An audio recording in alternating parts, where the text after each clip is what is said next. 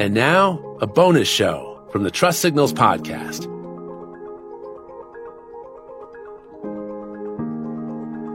Once upon a time, almost 20 years ago, there was a tech startup founded in the Boston area by a couple of grad students at MIT. The company got off to a pretty fast start, but then signs of conflict began to emerge. The marketing department was generating an amazing number of leads, but increasingly the sales team struggled to close them. That's when the finger pointing began.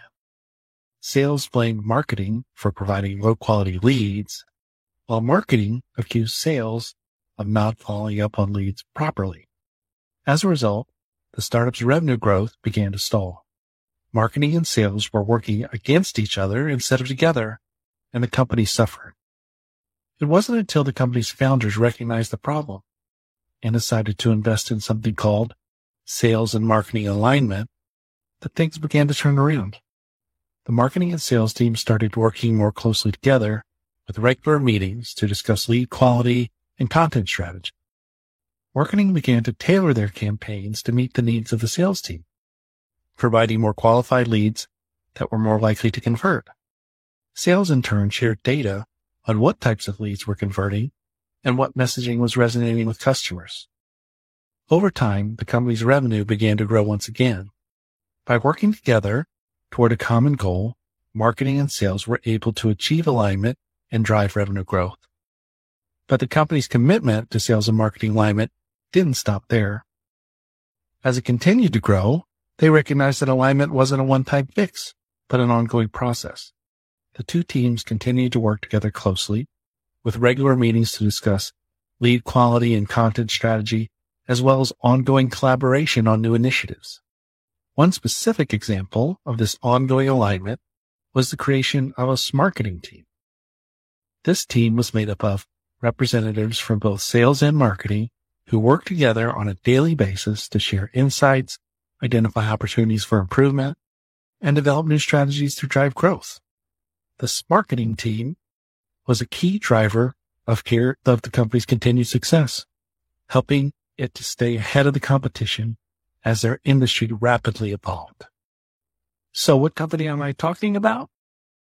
It might surprise you to know that this company that originally struggled with sales and marketing alignment is actually one of the most successful companies in the sales and marketing software industry today. How successful? From 2010 to 2022, the company's annual revenue grew from $10 million to $1.7 billion. The company, for those of you who haven't guessed, is HubSpot, and their success is a testament to the power of sales and marketing alignment. And now you know, as the late radio legend Paul Harvey might say, the rest of the story. I have my own story about sales and marketing alignment. It's a technique I've used specifically to help align with salespeople and sales organizations that just don't seem to get marketing. I know how to win them over. I did it when I was a CMO, and I've done it as an agency owner as well. So let me give you some advice. I'll tell you that you might think of my technique as flattery or, put less gently, ass kissing, but I don't mind. As you'll see, it is those things. But it's more than that. Let's say a sales leader or salesperson is skeptical of marketing. They think it's a waste of time and they can't connect the dots back to the sale. So they repeatedly insist that marketing focus on sales support, blasting product offers to the email list, plastering sales-heavy content all over the website, producing collateral to support the sales team. And when they get those things, they complain that it doesn't work. It's not worth the investment. So their company, they argue, is better off having more feet in the street, a larger sales organization, rather than wasting more money on marketing.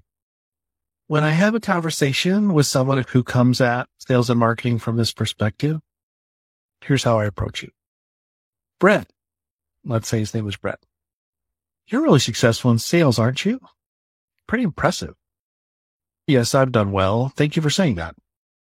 Tell me, what brought you to ABC Corp anyway? I was working at XYZ Corp, which has the same target market as ABC Corp, and they knew that I could bring over a lot of the accounts that I had built relationships with over time and convert those. And then, of course, build new relationships as well. Wow.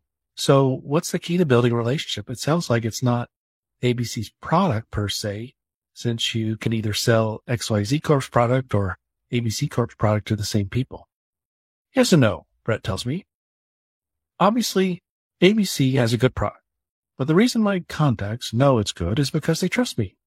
They know I wouldn't steer them wrong. I see, I respond to Brett. So you're saying that if you just walked up to someone you didn't know and started trying to sell them ABC's product, it wouldn't work very well? Brett laughs. No, not at all. You have to build a relationship first. So when you're ready to buy, they come to you. A relationship built on trust?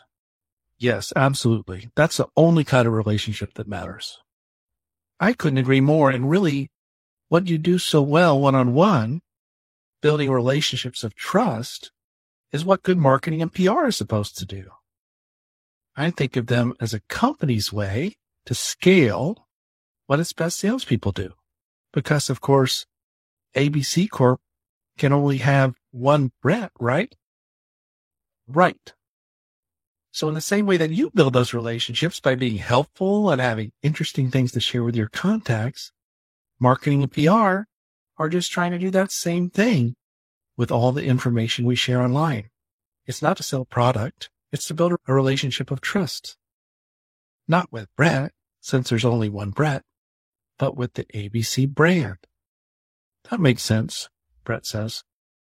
So if you could help me out here, a lot of folks on your sales team, Brett, keep saying that PR is a waste of time. They keep telling the marketing team that it should stick to a sales first message about speeds and feeds and product features. And you just told me that wouldn't work for you. So why would it work for marketing? I see your point, Brett says. Or at least I hope he says that. Flattery will get you everywhere, they say, when there's a point behind it. I define PR, for those of you who've listened to just about anything I've ever said, I say it so often, but I define PR as the art of securing trust at scale. And another way of thinking of that is scaling what your company's most successful salespeople do every day. There's only one Brett, but the opportunities to build brand trust are truly unlimited. Thanks for listening to this Trust Signals bonus show. Thanks for listening to this bonus show from the Trust Signals podcast.